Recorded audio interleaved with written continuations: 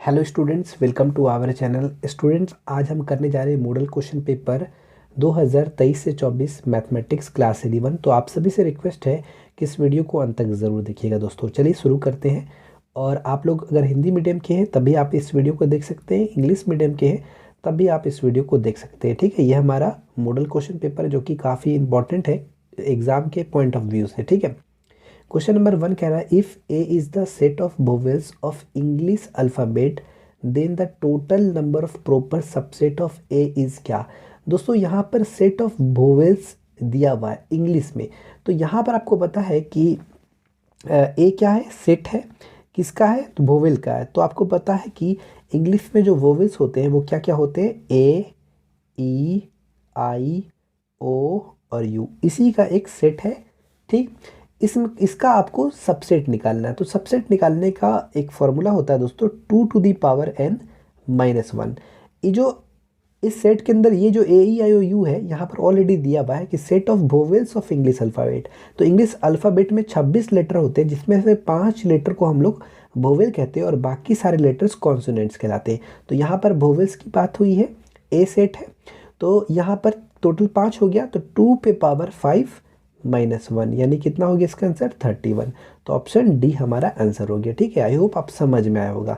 तो याद रखिएगा, ये हमको जब भी बोलेगा नंबर ऑफ प्रॉपर सबसेट निकालने तो ये फार्मूला इस्तेमाल करेंगे 2 to the power n minus 1। ठीक, यहाँ पर n मतलब क्या है, नंबर ऑफ एलिमेंट है, के गो है 1 2 3 4 5, इसलिए यहाँ पर 5 डाल दिए। करने जा रहे हैं which of the following is incorrect, कौन सा इसमें से जो है गलत है। सबसे पहले हम आपको डी मॉर्गन्स लॉ समझाते हैं। डी मॉर्गन्स लॉ कहता है कि ए यूनियन बी जो है दोस्तों, इसका इम्प्लीमेंट जो होगा, कंप्लीमेंट जो होगा वो बराबर होगा ए कंप्लीमेंट इंटरसेक्शन बी कंप्लीमेंट।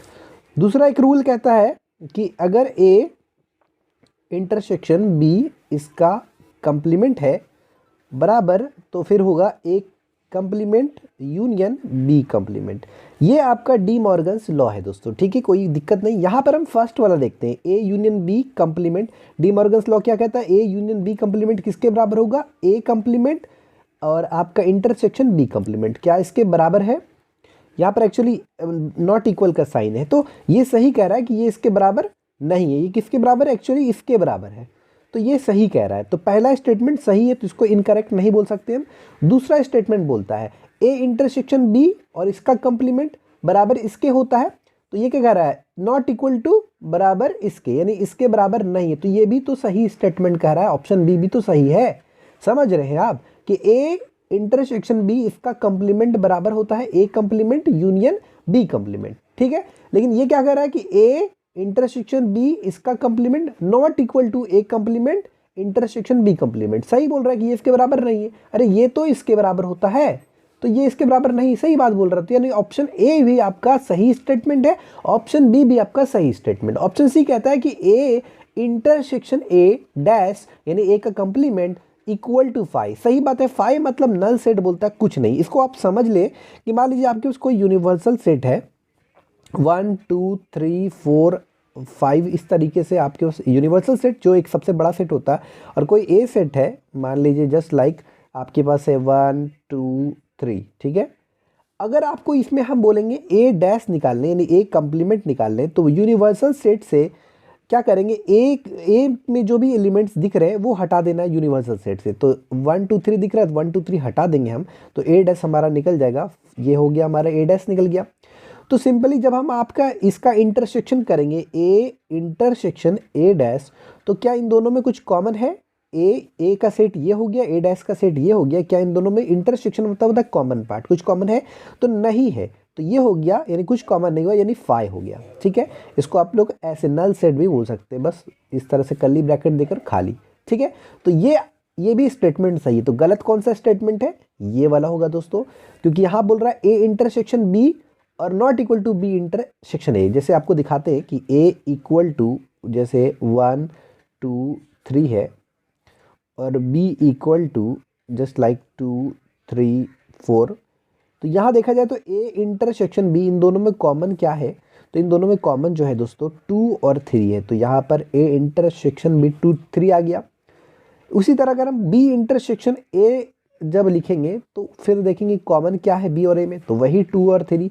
यानी इससे क्या साबित पता चला कि ए इंटरसेक्शन बी और बी इंटरसेक्शन ए, ये दोनों जो है ऑलवेज जो होता है दोस्तों वो बराबर होते हैं। लेकिन यहाँ क्या बोल रहा है कि ये दोनों जो है बराबर नहीं है, तो यही इसका इनकरेक्ट स्टेटमेंट है। तो ऑप्शन इसका डी सही आंसर होगा। ध्यान रहे आपके बुक में जो आंसर की दिया है उसमें जो है 2 का बी लिखा है जो कि रॉन्ग है, ठीक है।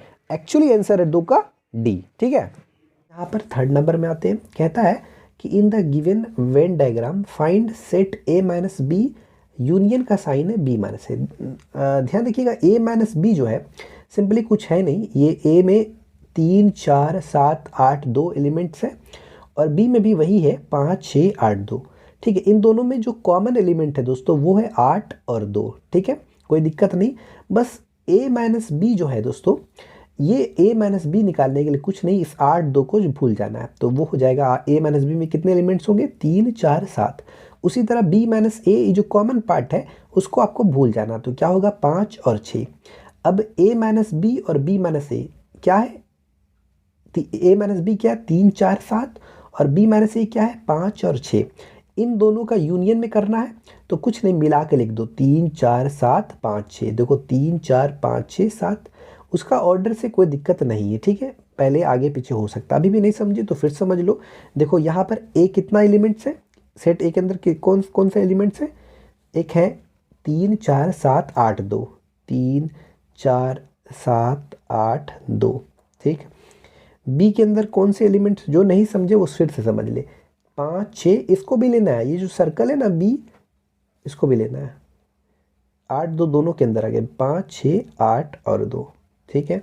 ए माइनस बी निकालेंगे तो सिंपली कुछ नहीं, जो बी के अंदर कौन कौन से एलिमेंट है 5 6 8 2, इसमें 8 2, आपको बस बी के जो एलिमेंट्स है उसको यहाँ से हटा देना, तो 8 2 है इसमें, इसको हटा देते तो क्या हो जाएगा 3 4 और 7, ए माइनस बी। उसी तरह बी माइनस ए, तो कुछ नहीं करना है, ये जो बी है इसमें से ए के जो पार्ट है उसको हटा, ए में कौन सा पार्ट 8 और 2, तो 5 और 6 बच गया, ठीक है। तो ये बी माइनस ए हो गया, देख सकते हैं वही बात हमने अभी बताया, इन दोनों को मिला दीजिएगा तो ये आ जाएगा, तो ऑप्शन बी करेक्ट। यहाँ पर बोल रहा है set builder form of interval, देखो ये है क्लोज इंटरवल, इसका मतलब होता है कि -2 भी लेने हैं आपको और 7 भी लेनी है, और -2 से बड़ी वैल्यू और 7 से छोटी वैल्यू भी लेनी है।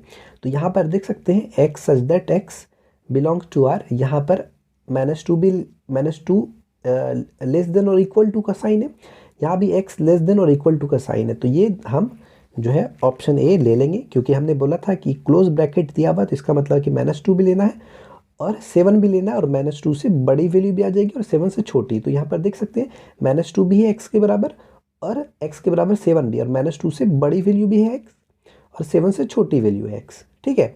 तो ये यानी -2 लेस देन और इक्वल टू x, उसी तरह x लेस देन और इक्वल टू 7, तो ये ऑप्शन ए हमारा सही है, ठीक है, कोई दिक्कत नहीं होना चाहिए। दोस्तों बार बार कह रहे हैं कि अगर ये इस तरह से रहता -2 और 7, तो फिर हम -2 और 7 को ना लेते, यानी -2 x के ये जो इक्वल का साइन है ना, ये दोनों हट जाता उस केस में, कब, जब ये ओपन इंटरवल होता। क्लोज इंटरवल है इसलिए -2 भी लेनी है और -2 भी लेनी है और 7 भी लेनी है, और इनके बीच में जो भी वैल्यूज है वो भी लेनी है, ठीक है। दोस्तों ये हमारा 5 नंबर है, ये आपका ऑर्डर्ड पेयर में है, ठीक है, x+3, 5 6 2x+5। तो ध्यान रखिएगा दोस्तों, जब ऑर्डर्ड पेयर इक्वल होते हैं तो इसके अंदर के जो एलिमेंट्स होते हैं वो भी आपस में इक्वल होते हैं, यानी x+3 जो है होंगे बराबर 6 के होंगे, तो x बराबर 3 हो गया, ठीक है।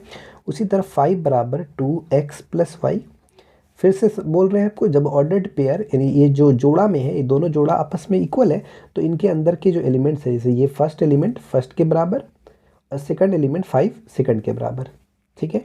तो 5 बराबर 2 गुना 3 प्लस y, तो 5 बराबर 6 प्लस y, तो हमारा कितना हो जाएगा दोस्तों, तो ये हो जाएगा हमारा y इक्वल टू निकल जाएगा -1, तो 3 और -1 का जो आंसर होगा वही हमारा ऑप्शन सी होगा, ठीक है। दोस्तों domain function f of x equal to 1/√9 - x², तो ध्यान रहे x के यहाँ पर x की जगह कौन कौन सी वैल्यू आप डाल सकते हो, तो सिंपली समझो x के जगह यहाँ पर जो है 3 वैल्यू आप नहीं रख सकते, एक्स के जगह आप 3 नहीं रख सकते, क्योंकि अगर आप 3 रखते तो 3 का स्क्वायर 9 हो जाता है, और 9 माइनस 9 जो होता है 0। तो आपको पता है कि 1/0 जो है अनडिफाइन होता है, इसलिए एक्स के जगह आप 3 वैल्यू नहीं रख सकते और ना ही -3 रख सकते, क्योंकि ये दोनों वैल्यू रखिएगा तो ये पूरा फंक्शन अनडिफाइन हो जाएगा। तो सिंपली एक्स का वैल्यू क्या होगा, ना ही -3 होगा और ना ही 3 होगा, तो इसका आंसर ऑप्शन बी होगा, यानी -3 से बड़ा और 3 से छोटा, लेकिन -3 नहीं लेना है और ना ही 3 लेना है, ठीक है। ये वाला ऑप्शन कतई नहीं होगा, ठीक है। देखिए दोस्तों, ये क्वेश्चन है कि the range of the greatest integer, range मतलब होता है ऑल द पॉसिबल वैल्यू, जो भी पॉसिबल वैल्यू आ सकता है।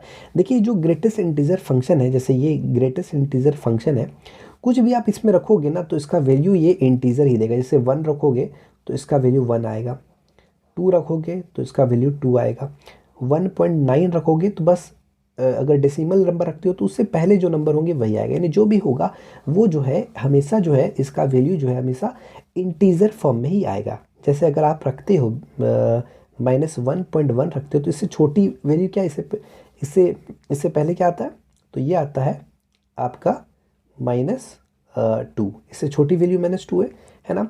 उसी तरह अगर आप रखते हो कुछ भी रखोगे ना तो जस्ट लाइक समझ लो, तो यहाँ पर जो कुल मिलाकर जो भी इसका आपको जो भी पॉसिबल वैल्यू जो आ सकता है वो क्या आ सकता है, ये जब भी देगा वो इंटीजर ही देगा, यानी इंटीजर को हम लोग जेड से डिनोट करते हैं।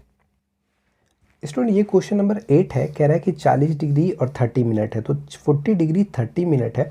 सिंपली आप क्या करो, माफ़ कीजिएगा, 40 डिग्री 30 मिनट, इसको मिनट को डिग्री में लाने के लिए आपको कुछ नहीं करना है, डिवाइड देना है दोस्तों। डिवाइड में दिएगा ना तो ये आ गया, तो कितना हो गया 40 डिग्री 1/2 डिग्री, ठीक है। इसको आप ऐसे लिख सकते हैं 40 degree plus 1/2 degree, it means कितना हो गया 81 डिग्री बाई 2। अब आपको ध्यान रखना है कि अगर आपको डिग्री को रेडियन में लाना है तो कुछ करना नहीं है, डिग्री को रेडियन में, क्योंकि यहाँ पर आपको रेडियन में आंसर दिया है, तो डिग्री को रेडियन में लाने के लिए आपको कुछ नहीं बाबू, π/180 से मल्टीप्लाई करना है। यहाँ पर 3 दूना 6, 3 7 21, 3 6 18, 0 3 9 27, 3 दूना 6, फिर 9π/40 हो जाएगा, यानी ऑप्शन ए हो जाएगा इसका करेक्ट। ये क्वेश्चन नंबर हमारा जो है 9 है, कह रहा है कॉस -15π, देखो कॉस -15π/4 दिया हुआ, ठीक है दोस्तों। तो सिंपली याद रखिएगा कॉस माइनस थीटा जो होता है, कॉस माइनस थीटा वो बराबर होता है कॉस थीटा की, ये आपको याद रखना है। तो कॉस 15π/4 हो जाएगा। अब आपको ये सोचना है कि इसको किस प्रकार लिखें हम, तो क्या हम इसको इस तरह लिख सकते हैं π-π/4। तो अगर आप देखो यहाँ पर कितना देंगे, जो घटकर 15π आ जाएगा, तो यहाँ पर 4π डालते हैं, क्योंकि 4 गुना 4 4π, 16π में पाई 15π आ जाएगा। तो cos 4π माइनस थीटा कितना फार्मूला होता है, तो देखो ये समझो, ये आपका 0 डिग्री है, यहाँ से यहाँ 90 डिग्री, 90 को रेडियन फॉर्म में π/2 बोलते हैं, ये आपका पाई 180 डिग्री, ये आपका 3π/2, और फिर ये आपका 2π होता है दोस्तों, ठीक है। यहाँ पर आपको फर्स्ट क्वाड्रेंट में ऑल पॉजिटिव होता है, सेकंड क्वाड्रेंट में साइन कोसेक, थर्ड क्वाड्रेंट में टेन और कॉट, और फोर्थ क्वाड्रेंट में कॉस और सेक। जब यहाँ से यहाँ पूरा घूमता है तो ये 1π बनता है, ये पूरा घूमता है तो 2π बनता है, ठीक है। फिर घूमेगा तो 3π, फिर घूमेगा तो 4π। अब यहाँ पर 4π आया, अब 4π माइनस थीटा कहाँ किस, अगर प्लस बोलेंगे तो आगे बढ़ेंगे और माइनस बोलेंगे तो पीछे जाएंगे। तो पीछे किस क्वाड्रेंट में आता है, फोर्थ क्वाड्रेंट में। फोर्थ क्वाड्रेंट में ध्यान रखिए 4π यानी किस एक्सिस में आ रहा है, तो ये एक्स एक्सिस में है, ठीक है, एक्स एक्सिस में है। एक्स एक्सिस में जो है दोस्तों चेंज नहीं होता, अगर कॉस है तो कॉस ही रहेगा। और यहाँ पर फोर्थ क्वाड्रेंट में कॉस जो है होता है पॉजिटिव होता है, तो cos 4π minus theta equal to cos theta. तो कितना हो जाएगा कॉस π/4 क्या है, ये इसको अगर आप डिग्री में लाना चाहें तो 180/π से मल्टीप्लाई कर सकते हैं, π/4 गुना 180/π। तो यहाँ पर 4 चौके 16, 2 18, 4 पंचे 20, कॉस 45 डिग्री का वैल्यू कितना होता है, तो वो कितना होता है 1/√2। तो वैल्यू याद रखना होगा दोस्तों। ये हमारा क्वेश्चन है कि कह रहा है इसका आपको आंसर फाइंड करना है, बस कुछ नहीं करना। 2 sin 15 डिग्री है, कॉस 75 डिग्री है। तो एक फार्मूला होता है 2 sin A cos B, 2 sin A, formula याद रखिएगा तो बेहतर होगा, sin A plus B plus sin A minus B। तो कुछ करना नहीं है, sin A प्लस B यानी 15 प्लस 75 डिग्री, और plus sin A minus B यानी कि 15 माइनस 75 डिग्री। तो यहाँ हो जाएगा साइन कितना हो जाएगा 75, 85, 10, 90, साइन 90, और यहाँ हो जाएगा साइन 0 माइनस 60। ठीक है, साइन माइनस 60 हो गया। ठीक है, कोई दिक्कत तो नहीं है। तो साइन 90 का वैल्यू जो होता है 1 होता है। ठीक है, साइन माइनस थीटा बराबर होता है माइनस साइन थीटा, यानी माइनस साइन 60 डिग्री। ठीक है दोस्तों, तो 1 माइनस साइन 60 डिग्री का क्या वैल्यू होता है √3/2। तो 2 माइनस √3/2, ऑप्शन डी इसका करेक्ट होगा। नीचे कुछ नहीं है तो 1 छिपा, तो 2 माइनस √3, ये ना आंसर हो गया। तो ऑप्शन डी। स्टूडेंट ये क्वेश्चन नंबर 11 है, कह रहा है √1 माइनस cos 2a और 1 प्लस cos 2a। तो ध्यान रहे दोस्तों कि 2 साइन स्क्वायर a जो होता है वो बराबर होता है, ये फार्मूला है 1 माइनस cos 2a, और 2 cos स्क्वायर a जो होता है बराबर होता है 1 प्लस cos 2a। तो सिंपली बच्चों कुछ नहीं करना है, इसमें यहाँ पर 1 माइनस cos 2a की जगह 2 साइन स्क्वायर a डाल दीजिएगा, और 1 प्लस cos 2a की जगह 2 cos स्क्वायर a डाल दीजिएगा। 2 कैंसिल हो जाएगा, sine square A by cos square A. Sine by cos जो होता है 10 होता है, यहाँ पर स्क्वायर है तो स्क्वायर डाल दिए, स्क्वायर रूट दोनों हट जाएगा तो बचेगा क्या, tan आएगा। ठीक है, इतना तो आपको पता होगा कि अगर स्क्वायर भी आ जाता है और उसके साथ रूट रहता है तो स्क्वायर और रूट दोनों हट जाता है। ये क्वेश्चन नंबर हमारा ये है। तो -5i इंटू 1/8i, तो यहाँ पर रहेगा -5/8 आई स्क्वायर हो जाएगा। तो -5/8 इंटू आई स्क्वायर का वैल्यू -1, तो यहाँ हो जाएगा 5/8। तो इसको अगर आप कम्प्लेक्स फॉर्म में लिखना चाहेंगे तो ऐसे लिख सकते हैं 5/8 प्लस 0i, यानी a प्लस आई बी। ठीक है, ऑप्शन डी। यहाँ पर ये क्वेश्चन बोल रहा है argument of the complex number. तो z इक्वल टू आपको 1 प्लस आई दिया है, यानी अगर देखा है तो a प्लस आई बी के फॉर्म में अगर इसको देखा जाए तो a बराबर आपको 1 है और b बराबर आपका i गुना 1 लिख सकते हैं, यानी b बराबर भी 1 है। तो जो हमारा जो argument of the complex number निकाला है तो फार्मूला होता है 10 इनवर्स b/a, यानी कितना हुआ 10 इनवर्स b/a, यानी 1/1 1। तो 10 इनवर्स और 1 को क्या लिख सकते हैं 10 45 डिग्री लिख सकते हैं, क्योंकि आपको पता है कि 10 इनवर्स 10x बराबर क्या होता है x के बराबर होता है। x क्या 45 डिग्री, तो 45 डिग्री यानी π/4। नहीं समझ में आया तो इसको आप रेडियन में कर सकते हैं। रेडियन में लाने के लिए क्या करेंगे, इसको कुछ नहीं π/180 से मल्टीप्लाई। जब रेडियन डिग्री को डिग्री टू रेडियन करना है तो कुछ नहीं π/180, और रेडियन टू डिग्री तो 180/π। ध्यान रहे ये फॉर्मूला होता है कि 10 इनवर्स tan x बराबर जो होता है वो x के बराबर होता है। ये वाला जो रहेगा ना वही लिख देना। तो उसी तरह 10 इनवर्स 10x, x की जगह कितना था 45, तो 45 यही आ गया 45। आप देख लीजिएगा डिग्री को रेडियन में लाकर π/4 आएगा। ये सॉल्यूशन सेट इनइक्वलिटी दिया हुआ है, कितना है -12 लेस देन 3x -5, -12 इधर लाते हैं +5 3x कितना हो गया -7 3x, तो कुछ नहीं -7/3 लेस देन 3। तो यहाँ पर बेसिकली 3 का जो वैल्यू होगा वो आप यहाँ पर देख सकते हैं कि जो है क्या आ रहा है, यहाँ पर गलती से x की जगह हो गया, यानी x का जो वैल्यू होगा वो -7/3 से जितना भी बड़ा हो सकता है। ठीक है, तो लेकिन -7/3 नहीं होगा, इस बात को याद रखना है। x बराबर -7/3 नहीं ले सकते आप। ठीक है, -7/3 से जितनी भी बड़ी वैल्यू है वो ले सकते हैं। तो यहाँ पर इसका आंसर कौन सा होगा -7/3। देखो ओपन मतलब होता है यही क्लोज कर देता तो यहाँ पर लेना मतलब हो जाता, लेकिन ये ओपन है तो इसका ये मतलब कि -7/3 नहीं आपको लेना। तो -7/3 से कहाँ तक, इन्फिनिटी तक, मतलब अनंत तक चलता रहेगा। यानी -7/3 से जितना भी x का जो भी बड़ा वैल्यू हो सकता है वो आप ले सकते हैं। ऑप्शन डी करेक्ट है। ठीक है, एकदम साफ दिख रहा है। यहाँ बोल रहा है कि if x is a real number and, तो यहाँ पर मोड x है। ठीक है, क्या है मोड x है, और यहाँ पर लेस देन 3। तो देखो x की जगह यहाँ पर -3 भी रखोगे तो मोड x में हमेशा आपको पॉजिटिव नंबर मिलेगा। पॉजिटिव भी रखोगे +3 भी रख सकते हो, तो x का वैल्यू आप -3 भी रख सकते हो +3 भी रख सकते हो। तो ऑप्शन जो है और जो है सिंपली x के जगह आप -3 भी रख सकते हो और +3 भी रख सकते हो। लेकिन यहाँ पर कहने का ये तात्पर्य है कि अगर आप -3 रखते हो तो 3 आ जाएगा, और +3 रखते हो तब भी 3 आ जाएगा। लेकिन यहाँ पर ये जो है 3 से छोटा वैल्यू होना चाहिए। तो आप जो है ना ही इस केस में ना ही -3 रख सकते हैं ना ही +3, क्योंकि -3 रखोगे तो 3 आ जाएगा, जो कि 3 से छोटा नहीं है। 3 से छोटा क्या है, जो भी नंबर आप रख लो। तो यहाँ पर आप -3 और 3 को छोड़कर सारा नंबर रख सकते हो। तो यहाँ पर ऑप्शन कौन सा होगा, तो -3 से बड़ी वैल्यू रख सकते हो, -3 से छोटी वैल्यू रख सकते हो, ऑप्शन बी। ठीक है, -3 और 3 नहीं ले सकते आप, क्योंकि -3 और 3 लोगे तो 3 आ जाएगा, जो कि 3 से छोटा नहीं है। यानी ऐसा हो जाएगा 3, ये है सही है, गलत है ना, समझ रहे हैं। यहाँ 2 रहता तो बोल सकते हैं कि 2 जो है छोटा है 3 से, है ना। तो इसलिए -3 ना ही +3, बाकी सब ले सकते हैं। यानी -3 से बड़ी वैल्यू, 3 से छोटी वैल्यू। ये क्वेश्चन नंबर हमारा 16 है। क्या कह रहा है, 4C3। तो फार्मूला होता है NCR बराबर होता है n फैक्टोरियल r फैक्टोरियल और n माइनस आर फैक्टोरियल।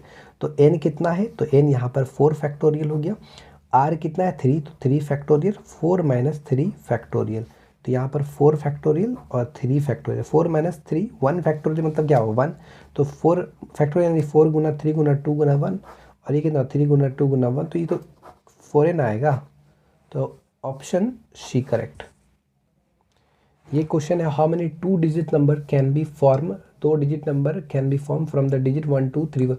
यानी 2 डिजिट का कितना नंबर आप बना सकते हैं इन 4 डिजिट को लेकर। ठीक है, ये जो 1 2 3 4 है इनको लेकर। ठीक है, और बोल रहा है रिपीटेशन जो है मतलब एक डिजिट को बार बार आप रिपीट नहीं कर सकते। तो फार्मूला कुछ नहीं, यहाँ पर NPR का फार्मूला जानते हैं, NPR n फैक्टोरियल और n माइनस आर का फैक्टोरियल।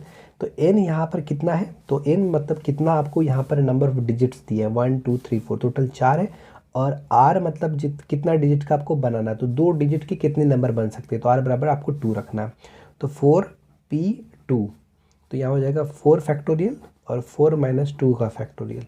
तो 4 फैक्टोरियल बाय 2 फैक्टोरियल, यानी 4 इंटू 3 इंटू 2 इंटू 1 और 2 इंटू 1, तो कितना हो जाए 4 दिया 12। तो ऑप्शन ए इज करेक्ट। ये नंबर इतना है, 18 नंबर है। तो यहाँ पर आपको सिंपली एक चीज़ याद रखना है कि अगर NC(x) बराबर हो NC(y) के, इफ़ NC(x) बराबर NC(y), देन जो x प्लस वाई जो होंगे वो बराबर होंगे दोस्तों n के। ठीक है, ये चीज़ आपको याद रखना पड़ेगा। ठीक है, तो यहाँ पर देख सकते हैं NC(x), x की जगह यहाँ पर r है, और r+2 जो है यहाँ पर एक्चुअली y के बराबर है। तो उस केस में NC(x) बराबर NC(y) है, तो यहाँ पर इन दोनों का जो सम होगा वो n के बराबर होगा। तो हम कह सकते हैं x प्लस वाई, एक्स की जगह क्या है r, और y की जगह क्या है r+2, वो दोनों बराबर किसके हैं, n के। n मतलब ये वाला, ये कितना है 16, तो यहाँ पर हो गया 16, तो 2r बराबर 14, तो यहाँ पर r बराबर हो गया 7। तो इसका आंसर हो जाएगा ऑप्शन डी। ठीक है, नेक्स्ट देखिए दोस्तों, यहाँ पर बोल रहा है कि the number of terms in the expression. तो यहाँ पर जो है 4 2 5 या 20, यानी 1 + x पर पावर 20 है। तो सिंपली नंबर ऑफ टर्म्स निकालने के लिए ये फार्मूला याद रखिएगा, n + k-1 फिर k-1। ठीक है, NC जो है यहाँ पर NCR का फार्मूला आपको पता है, तो खैर वो तो ठीक है। तो यहाँ पर n की जगह कितना है, n जो पावर दिया वो n मान लेना है, और जो k है वो जो है अंदर जो टर्म्स आपको गिवन है वो देख लेते हैं। तो यहाँ पर टोटल 2 टर्म्स हैं। ठीक है, तो यहाँ पर k बराबर 2 हो गया, n बराबर 20 हुआ, n की जगह 20 और k-1, यानी कि k-1 मतलब 2 - 1, उसी तरह k-1 2 - 1, तो 20 + 1 21।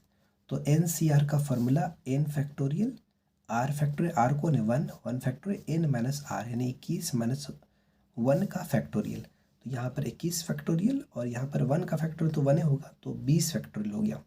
तो 21 गुना 20 फैक्टोरियल, यहीं तक इसको स्टॉप कर देना है, रोक देना है। ठीक है, और नीचे 20 फैक्टोरियल, तो यहाँ पर 20 फैक्टोरियल और ये कैंसिल हो गया, तो ये हमारा 21। तो ऑप्शन सी जो है दोस्तों करेक्ट है। ठीक है, अरे यहाँ पर 0 to 10 तक आपको यहाँ पर सम लेना है, बायनोमियल थ्योरम। यहाँ पर 2 पर पावर क्या r, तो यहाँ पर r का वैल्यू जो है आपको 0 to 10 रखना है, तो 2 to the power 0 रखेंगे, तो यहाँ हो जाएगा 10c1। ठीक है, 2 to the power 1 रखेंगे, तो यहाँ हो जाएगा 10c, क्या हो जाएगा r का वैल्यू क्या हो जाएगा 2।